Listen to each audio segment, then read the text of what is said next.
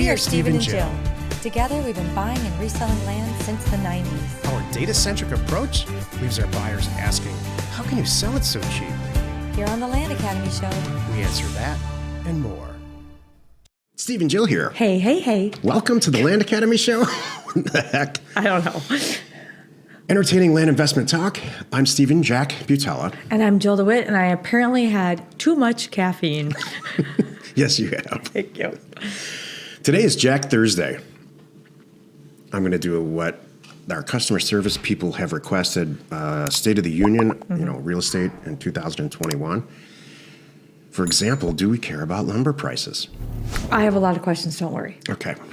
Before we get into it, then, let's take a question posted by one of our members on the landinvestors.com online community. It's free. And if you're already a Land Academy member, please join us on Discord. Corey wrote, "Good evening. Sorry. When posting a deal on Land Tank or sending a deal to someone for funding, what info about the property is good to include so that no time is wasted to get a quick yes or no answer for funding? Of course, I know that the county, offer price, and APN are important, but what else should I include?" I love this question, by the way. I am new and I haven't bought any land yet, but I'm sending offers to 10 to 100 acre properties because I know that there are plenty of people here that will fund a deal if it's right. P.S. Jill, I had to leave this in here. I absolutely love listening on Clubhouse. What is this? You snuck this in here. I totally. Jill has a love affair with Clubhouse. This is not me making it up. Corey really put this in here, and I'm like, oh, I'm putting the whole thing. He said, Jill, I absolutely love listening on Clubhouse. For someone that isn't a member yet, I feel like I'm breaking the law, getting all the info for free that you guys talk about on there. Of course, the podcast and the site are great too. Thanks, Corey. Welcome, Corey. This is awesome. Okay. I need to know how the property is going, how the property will be sold, how fast it will be sold, and what the game plan is. So let me give you an example. So Corey, you come up with a beautiful 20-acre property in whatever county and whatever price. Let's just say it's 20-acre property for $20,000. So not only do you give me the property details, if there's anything pertinent, I want that, like I found out there's a well. They used to have a mobile on there. I found out that it just got rezoned to this. Something unique or cooler, something that's making you want why we're doing this deal about the actual property.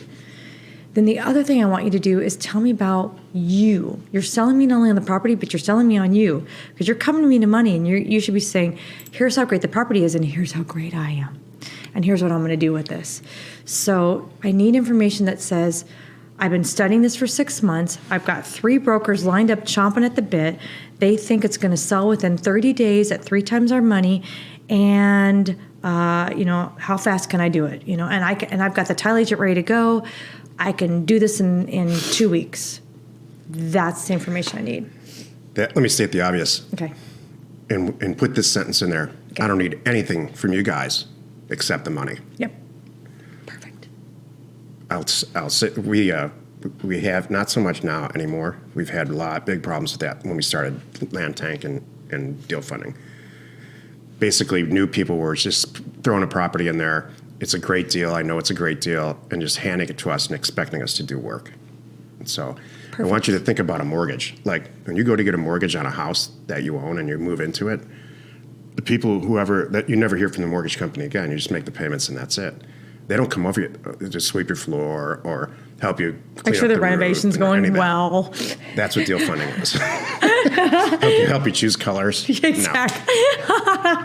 That's true. Because actually they have a vested interest in this property. They should say, no, that paint color's bad. We're not going to allow that. Somebody asked this question in Discord yesterday. It's very pertinent and timely. They said, as a percentage of all the money that's available for deal funding, how much do you think goes unused? And then they said 80% question mark. And Luke Smith jumped in immediately, as I did, and said 99%.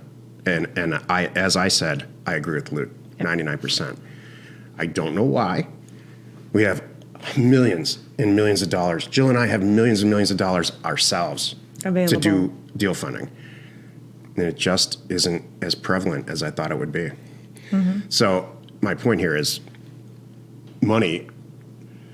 I hesitate to say this because I don't want to sound like one of these idiot real estate people that have these guru shows. You don't need any money to get to start this at all. You just need to find great deals and get educated and find great deals, and the money will, it'll find you. I just thought about an idea for Clubhouse. I might do this.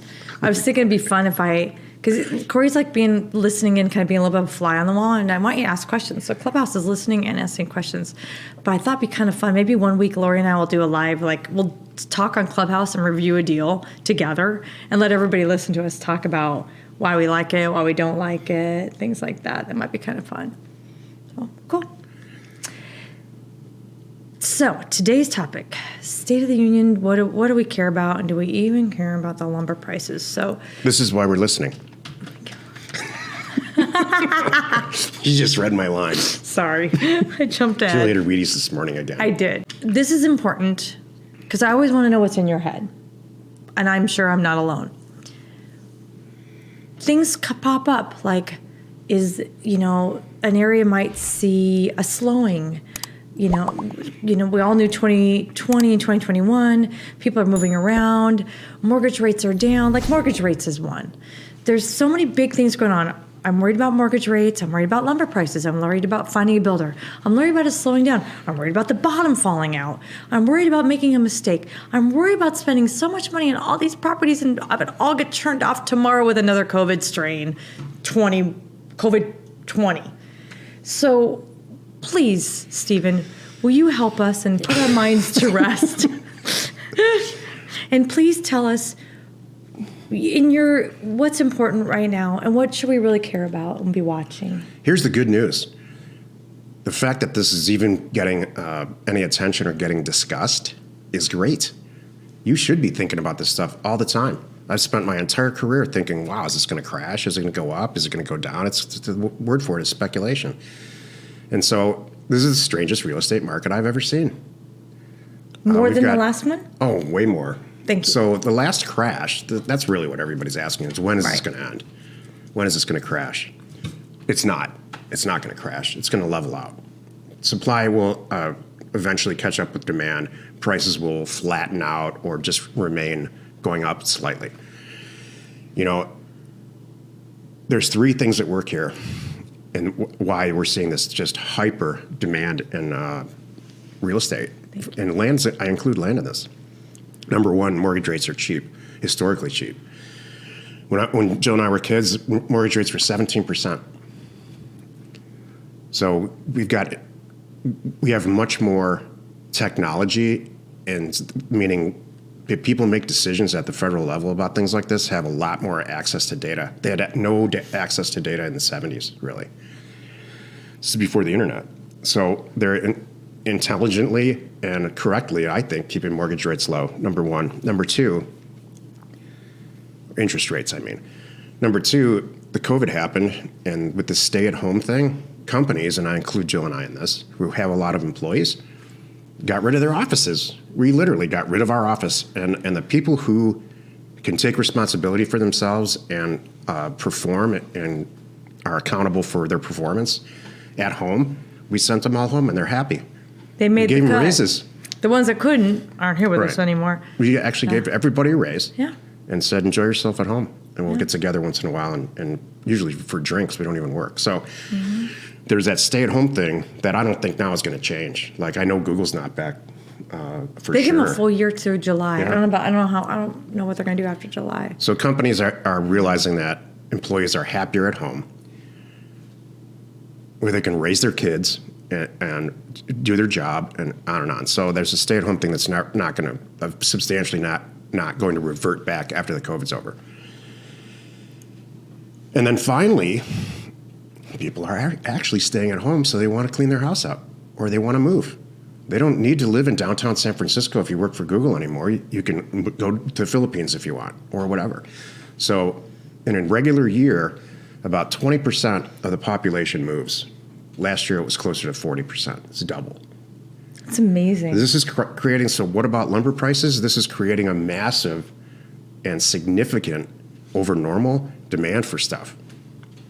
You know, Jill and I just bought an RV, and if we would have ordered a new one, they were a year and a half out. Yep. So all these companies are having record years, manufacturing companies specifically. So there's all these things that are going on. You know, why do we care about lumber prices? We don't. I don't care about lumber prices. Is it going to make prices go up for houses? Yeah. Is that bad? I don't think so. Every article I read, I'm going to rant here for a second. It has a title like this: "You just can't buy a house anymore." Yeah. Every single house. Fear tactic. It's bidding. There's a bidding war. Yeah. I can't afford it. These are all written by very young journalists who are feeling left out. They want you to read their article. You know, They're trying to scare here's the you. article I would write. You're a homeowner. Kick ass for you. You're winning. Yeah. But nobody ever looks at it from that perspective. Right. I'm not sure why.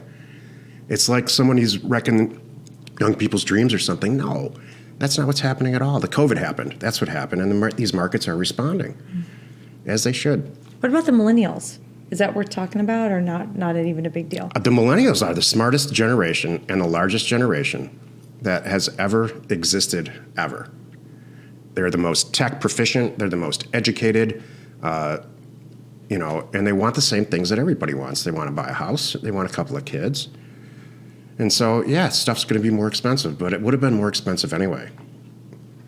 The good news is this: you don't have to live in San Francisco anymore. You can go live in Illinois. There's houses in Illinois that are $20,000 that you can drive right up and turn the key in, and it's great. So I don't buy a lot of this stuff. That's the truth. Thank you. And nothing's going to crash. It's going to plane out. It's going to kind of revert back.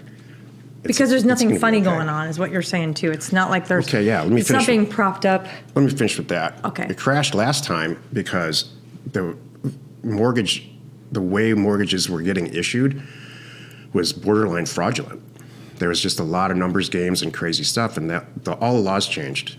That administration dramatically changed that industry, I think, for the much better. It's a little bit more. Usually I'm not a big fan of all this regulation and stuff, but it was predatory. And it cracked the foundation that the lenders in the entire country were built on, and caused the stock market to really crash, and investment banks were going bankrupt. It was terrible. Jill and I were buying what are now $300,000 houses for $20,000 and $30,000 and $40,000, and we couldn't get, there was no financing for them. So there's nothing like that going on this time. Thank you. I feel much better now. Do you? I will sleep well tonight. That's all I wanted to know. I just wanted you to please address for all of us, because I see little things pop in, in Land Investors and Discord, and like, I just read this, and I just read that. So I want to make sure everybody's like, you should be watching that. You should be aware of this. It's kind of like, how you drive. You're driving down the road. You're aware of a bicycle on the sidewalk. I see some flashing lights there. Your peripheral vision is catching all this stuff, but it's not enough to swerve and slam on the brakes. You're just paying attention. So that's how I want you to take I want you to take away from this. So, no, nothing. Don't be worried that that's all the bottom's going to fall out. Just. We're headed into an inflationary period. Is it going to change our lives day to day? I don't think so. Are we going to see 17% mortgage rates? No. Not overnight. No, it'll never. I don't believe it'll ever get that high again. Yeah. That was for lack of information. And then one of the ways that you can really hedge off inflation, in my opinion, is by printing more money, which we do. This country does. And a lot of people disagree with that, but I agree with it. So I'm what's a the fan of best? printing more money. What's the best Just kidding. hedge against inflation? Land. And I'll leave it at that. Happy you could join us today. 5 days a week, you can find us right here on the Land Academy Show. Tomorrow, the episode on the Land Academy Show is called, it's Jill Friday. Sometimes it takes the owner to get a deal done. You are not alone. in your real estate ambition. How much fun did you guys have coming up with You these like topics these? last week? Yeah, it was good. It went really fast too. I'm like, oh, I got another one. We're like, yeah, that's good. This will be fun. Do you need to send out a few thousand offers to property owners like us? Check out offers2owners.com. It's offers, the number 2, owners.com. No setup fees, free mail merge, and exceptional customer service. We should know because it's our company. Give Offers to Owners a call today. We are Stephen Jill. Information And inspiration. to buy undervalued property. We hope you found our content valuable and we appreciate your support. If you have not already, please check out our channel and hit the subscribe button. And your comments and suggestions help us to create the content you're here for. Hitting the like button helps to support our channel's algorithm and gauge your interest for future shows.